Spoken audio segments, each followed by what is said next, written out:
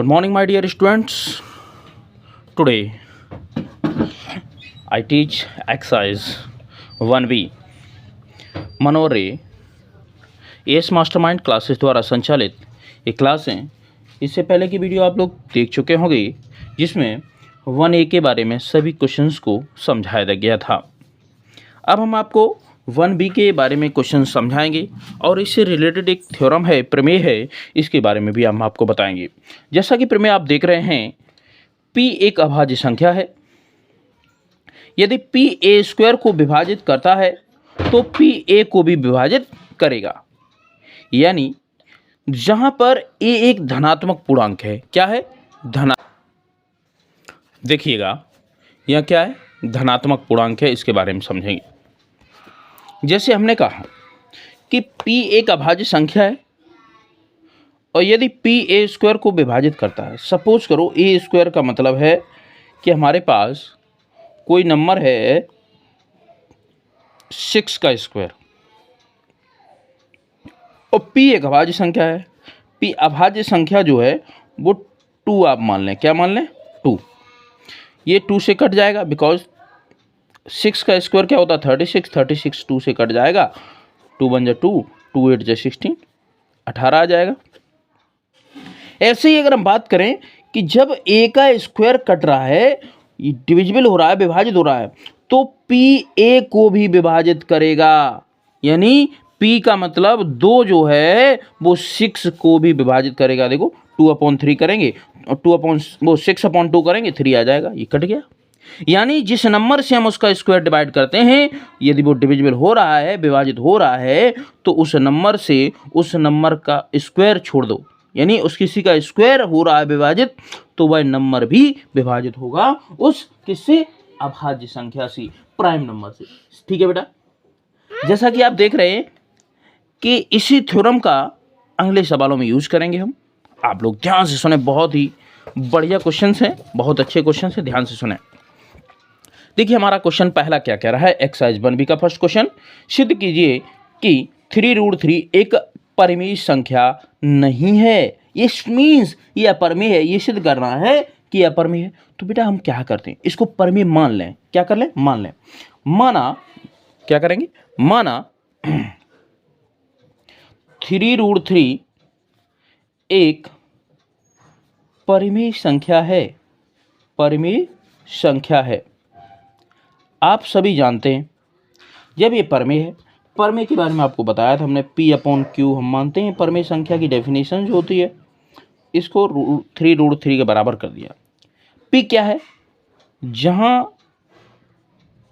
P/Q है अभाज्य संख्या, P/Q अभाज्य संख्याएं हैं। क्या हैं? अभाज्य संख्याएं हैं। कोई दिक्कत? अब ध्यान से सुने। अब हम क्या करते हैं, इस 3 को दूसरी तरफ ट्रांसफर करते हैं। इधर मल्टीपल में है, दूसरी तरफ अपॉन में आ जाएगा। P/3Q = √3। अब आप लोग देख रहे होंगे कि √3 हम जानते हैं, अपरिमेय संख्या में आप लोगों को सिखाया गया था। वे सभी संख्याएं अपरिमेय संख्या होंगी जो अंडर के अंदर होंगी। सिर्फ परफेक्ट स्क्वायर, पूर्ण वर्ग संख्याएं, परफेक्ट स्क्वायर का मतलब पूर्ण वर्ग संख्याओं को छोड़कर वो सभी नंबर कैसे होंगे?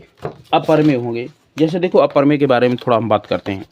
जैसे √2, √3, √5, ये सारी अपरिमेय हैं।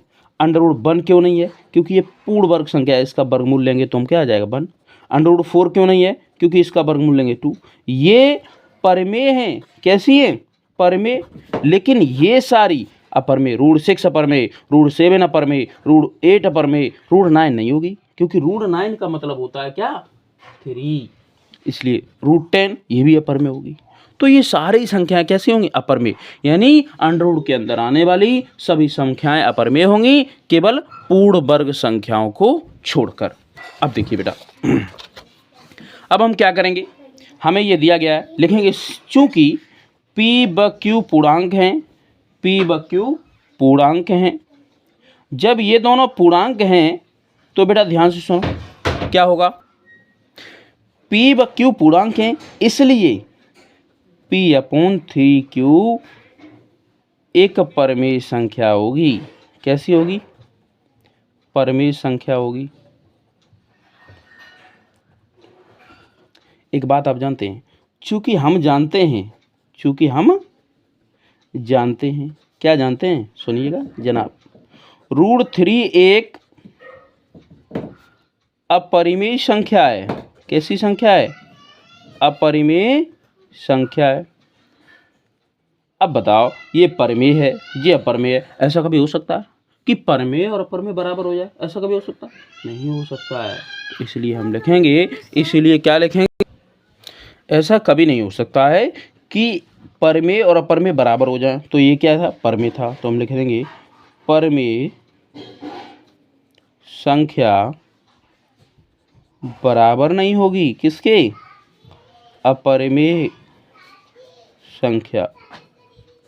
परिमेय संख्या अपरिमेय के बराबर नहीं होगी। अतः हमारी मान्यता गलत थी। हमारी मान्यता यानी मेरा जो मानना था वो कैसा था? गलत था। हमारी मान्यता गलत थी। इसलिए 3√3 एक अपरिमेय संख्या होगी।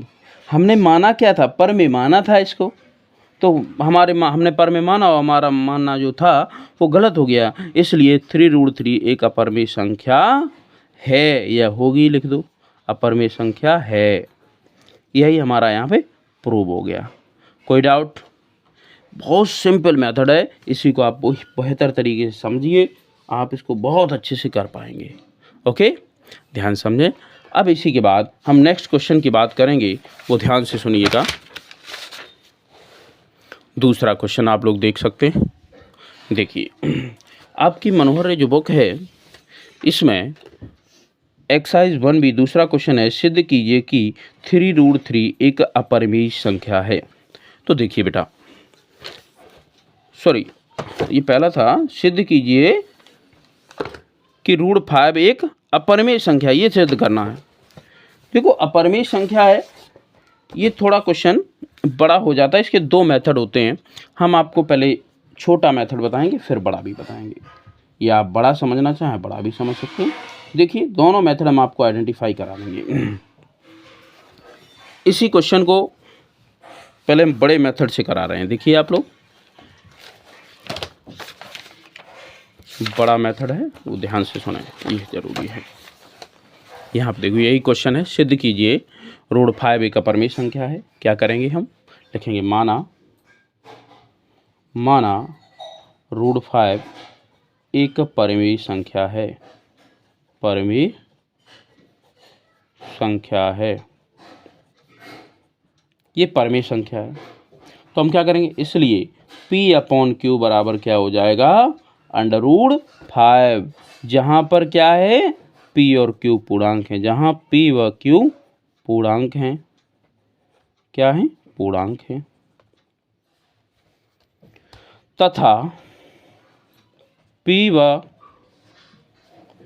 Q सहअभाज्य संख्याएं हैं। सहअभाज्य संख्याएं हैं। पहले ये समझो, सहअभाज्य क्या होता है? सहअभाज्य संख्याएं वो संख्याएं होती हैं जिनमें कोई कॉमन चीज़ नहीं होती है। यानी जो दो पूर्णांक हैं उसमें कोई भी नंबर कॉमन नहीं होता है एक्सेप्ट 1। वो एक को छोड़कर कोई भी नंबर कॉमन नहीं होगा, उभयनिष्ठ नहीं होगा। तो देखिए बेटा, ये याद रखना, उभयनिष्ठ वाला पॉइंट, क्योंकि यही पॉइंट हम लगाएंगे, इसी पॉइंट से प्रूफ होगा। ध्यान से सुनो। अब क्या किया? अब हम क्या करेंगे? दोनों पक्षों का वर्ग करने पर, दोनों पक्षों का वर्ग करने पर, क्या करने पर? इनका वर्ग करेंगे। तो देखो, P/Q इसका होल स्क्वायर बराबर √5 का होल स्क्वायर, P का स्क्वायर P स्क्वायर, Q का स्क्वायर Q स्क्वायर, √5 का स्क्वायर 5, क्योंकि √ से स्क्वायर कट जाएगा। अब ध्यान सुने, अब हम क्या करें कि हम इसको उधर भेज दें। P स्क्वायर बराबर क्या हो जाएगा? 5 Q स्क्वायर। ठीक, कोई दिक्कत नहीं। अब ध्यान से सुनो, अब यहाँ से आपको ये समझ में आया क्या, ध्यान सुनो, कि अगर हम 5 को इधर ले आएँ, क्या करें, 5 को इधर ले आएँ तो ये क्यू स्क्वायर बचेगा, तो क्यू स्क्वायर बराबर पी स्क्वायर अपॉन 5 हो जाएगा। 5 को इधर ले आएंगे तो अपॉन में आ जाएगा पी स्क्वायर अपॉन 5, ये लिख दिया। तो अब यहाँ से क्या पता लगा, ये पता लगा कि क्यू स्क्वायर कोई वैल्यू आ रही है, यानी पी स्क्वायर जो है 5 से विभाजित है। तो यहाँ क्या लिखेंगे, यहाँ पे लिखेंगे कि जो हमारा पी आया है वो किससे विभाजित होगा, 5 से, अर्थात पी स्क्वायर 5 से विभाजित है। कैसा है, विभाजित है या विभाज्य है, ऐसे लिख दो, पी स्क्वायर 5 से विभाज्य है। इसलिए हमने पहली प्रमेय बताई थी, इसलिए P भी 5 से विभाज्य होगा। कैसा होगा, विभाज्य होगा। जब P 5 से विभाज्य हो गया, देखो अब P क्या हो गया, 5 से विभाज्य हो गया। अब हम क्या करें, P 5 से विभाज्य है तो हम इसको कुछ मान लें। क्या मान लें, माना P बराबर 5R। 5 क्यों माना, क्योंकि 5 से विभाज्य था। P क्यों, हमारे पास टर्म थे दो, एक और हमने मान लिया R, ये पूर्णांक है, पूर्णांक है। अब क्या करेंगे, ये वैल्यू इसमें पुट कर दो। क्या कर दो, पुट कर दो। इसको फर्स्ट मान लो, समीकरण फर्स्ट से करेंगे तो क्यू स्क्वायर वैसा ही रहेगा, P की जगह 5R का स्क्वायर अपॉन 5, ये 5 5 या 25, R स्क्वायर अपॉन 5 से ही कट जाएगा 5 बार, तो क्यू स्क्वायर बराबर 5R स्क्वायर। 5 को अपॉन में ले आओ। अब यहाँ पे क्या आया, R स्क्वायर बराबर क्यू स्क्वायर अपॉन 5। वही कंडीशन आ गई, क्या आ गया कि अब यहाँ Q, क्योंकि R स्क्वायर एक वैल्यू आ रही है, फिक्स वैल्यू आ रही है, इसका मतलब ये इससे डिवाइड हो जाएगा, अर्थात क्यू स्क्वायर 5 से विभाज्य है। कैसा है, विभाज्य है। इसलिए Q भी 5 से विभाज्य होगा। कैसा होगा, विभाज्य होगा। अब आपको क्या समझ में आया कि P भी 5 से विभाज्य हो गया, Q भी 5 से विभाज्य हो गया, और हमने यहाँ माना क्या था, हमने माना था P और Q सहअभाज्य हैं। सहअभाज्य का मतलब इनमें कुछ कॉमन नहीं होना चाहिए, और ये तो कॉमन हो गया। इसका मतलब हमने जो माना था प्रमेय, हमारा रूल फेल हो गया। यानी हमने माना और जो हमारी कंडीशन को सेटिस्फाई नहीं कर रहा, इसका मतलब हमारा मानना जो था वो कैसा हो गया, व्यर्थ हो गया, गलत हो गया। तो हम क्या लिखेंगे, ध्यान सुनिए, अगली लाइन में लिखेंगे, चूंकि P व Q दोनों 5 से विभाज्य, दोनों कितने से विभाज्य हैं, 5 से, दोनों 5 से विभाज्य हैं, जो हमारी कल्पना के विपरीत है। कि कल्पना हमारी क्या थी, A और B में एक के अतिरिक्त कोई उभयनिष्ठ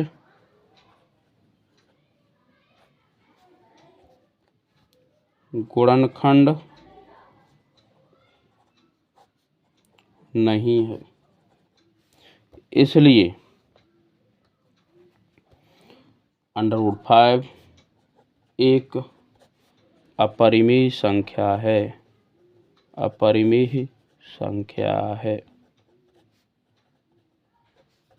ये प्रूव हो गया। आया समझ में, कोई प्रॉब्लम नहीं, बिल्कुल आसानी से आप लोग समझ सकते हैं। अगर आपको नहीं समझ में आया तो एक बार दोबारा वीडियो देख लें और समझ लें, समझ में आ जाएगा। जो बच्चे पहली बार हमारे वीडियो को देख रहे हैं वो एक बार सब्सक्राइब और लाइक कर दें, जिससे हमारे और भी वीडियो हम बनाते रहें और आपको बेनिफिट होता रहे। It's okay, bye bye.